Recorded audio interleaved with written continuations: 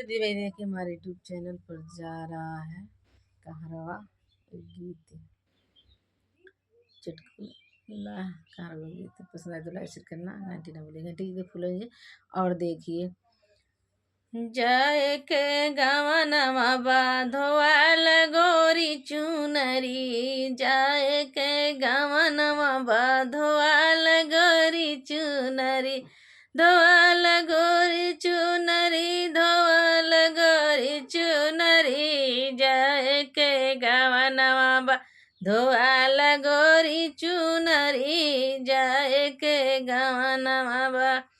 10-20 के वाड़ी के नी भीतरी 10-20 के वाड़ी के नी हो तब तैयारी हो भीतरी जाई जकड़ी जाए के गवनवा बाधोवाल गोरी चुनरी जाए के गवनवा बा धोवाल गोरी चुनरी जाए के गवनवा बा कही के निगैलू भुलाई गैलू बतिया कही के निगैलू भुलाई गैलू बतिया भुलाई गैलू बतिया हो भुलाई गैलू बतिया जाइबू गवनवा सजन जब पूछिया जाइबू गवनवा सजन जब पूछिया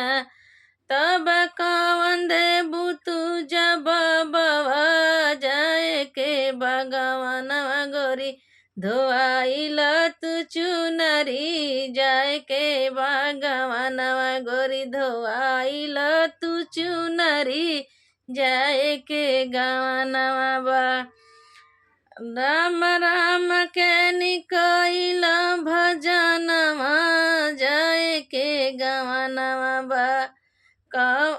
राम राम के निकैल भजनवा बिगड़ल बानी गोरी तोहरो कमवा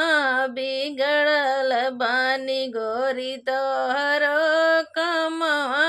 जाए के गवनवा बाधोवाल गोरी चुनरी जाए के गवनवा बा धोवाल गोरी चुनरी जाए के गवनवा बा।